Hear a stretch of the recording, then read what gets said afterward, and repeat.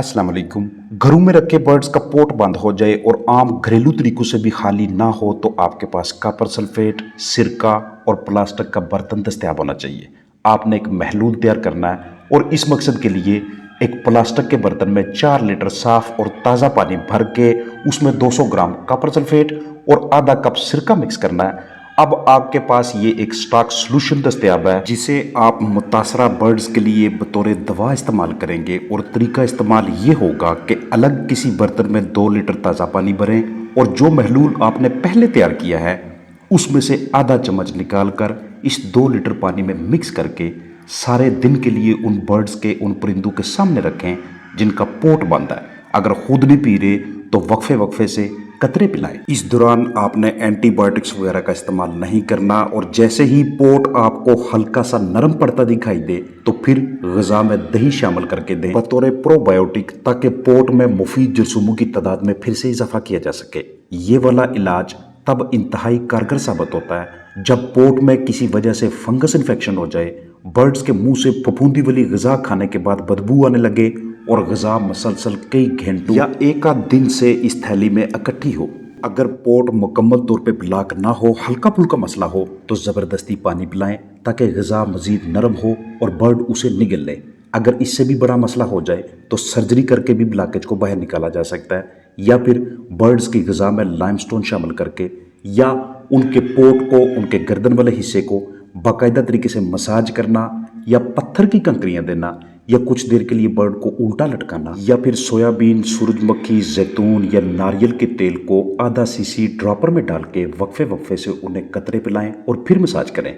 जहन में रहे कि जब भी हमारे बर्ड्स फंगस वाली ग़िज़ा खाएंगे, प्लास्टिक, रबर बैंड, घास के लंबे लंबे तने या ज़्यादा रेशे वाली ग़िज़ाओं का ज़्यादा इस्तेमाल करेंगे या फिर बहुत ज़्यादा मिकदार में रोटियां खा लेंगे तो तब भी पोट के बंदिश के मसाइल सामने आते हैं। बहुत ज़्यादा मिकदार में अगर बर्ड्स रोटियां खा लेते हैं तो ऐसी सूरत हाल में सेब का सिरका देने से भी बर्ड्स को रिकवर किया जा सकता है। अगर बहुत ज़्यादा लंबे तने वाली घास खा लेते हैं तो ऐसी सूरत हाल में क्रॉप को फ्लश भी किया जा सकता है। आधा कप पानी, आधा चम्मच नमक मिक्स करके दिन में 2 से 3 मरतबा उसके मुंह में अपने ये पानी डालना है। खुराक और पानी की बर्तनों की मुकम्मल सफाई करके रखा करें और मुतासरा बर्ड को आपने फ़ौरन अलग करके ठीक करने की कोशिश करनी है, क्योंकि उसका खाना पीना कम होगा और कम पीने की वजह से जल्द अज जल्द उसकी बॉडी डिहाइड्रेटेड यानी कि पानी की कमी वाक़ होती जाएगी। अर्ज़ करता चलूँ कि मुर्गी की गर्दन के निचले हिस्से पर मौजूद पट्ठों की बनी हुई ये थैली, जिसे हम क्रॉप का नाम देते हैं, इसमें एक महसूस दुरानिये के लिए ग़िज़ा ज़हीरा होती है और फिर यहाँ से मैदे यानी प्रोवेंट्रिकुलस और गिज़र्ड की जन्म मुंतकिल होती है।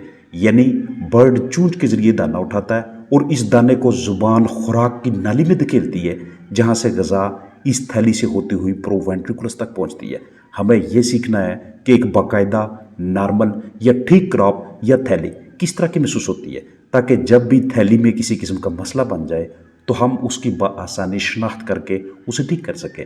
इस थैली का मुआयना करने के लिए आपने बर्ड को इस तरह से पकड़ना है कि उसकी दुम आपकी तरफ हो और चूंच दूसरी जानब। फिर आप एक हाथ की उंगलियों को बर्ड की छाती के बिल्कुल सामने इस क्रॉप तक ले जाएंगे। बर्ड बिल्कुल सीधा होना चाहिए, यानी आगे से ऊपर ना उठा हुआ हो। अगर आपको ये क्रॉप हाथ लगाने से बिल्कुल खाली महसूस होती है तो मतलब ये है कि अब इस बर्ड का ग़िज़ा खाने का वक़्त बिल्कुल करीब है, और अगर ये भरी हुई है तो मतलब कि अब इस बर्ड को ग़िज़ा खाने का अमल कुछ देर के लिए रोकना चाहिए। ग़िज़ा थैली में मौजूद होगी तो ये निस्बतन सूजी हुई या सख्त महसूस होगी, जबकि जैसे ही ग़िज़ा हज़म हो जाती है, बर्ड उसे डाइजेस्ट कर लेता है तो ये सूखना शुरू हो जाती है। अब वाज़ह मतलब ये हुआ कि दिन को या दोपहर या शाम को जो खुराक बर्ड ने खाई थी, अगर बर्ड नॉर्मल है, सेहतमंद है, तो ये मुर्गी दाना रात को हज़म हो जाना चाहिए और सुबह हमें ये थैली खाली नजर आनी चाहिए। अगर ऐसा नहीं है, थैली में अब भी ग़िज़ा मौजूद है, आपने सुबह के वक्त उसे चेक किया तो वाज़ह इशारा होगा कि कोई ना कोई आपके बर्ड में मसला ज़रूर है। और हम में इतनी अहलियत होनी चाहिए, इतना इल्म होना चाहिए कि सूरत हाल की शिद्दत को देखते हुए, मसले की नौयत को समझते हुए उसके मुताबिक हम ट्रीट करें।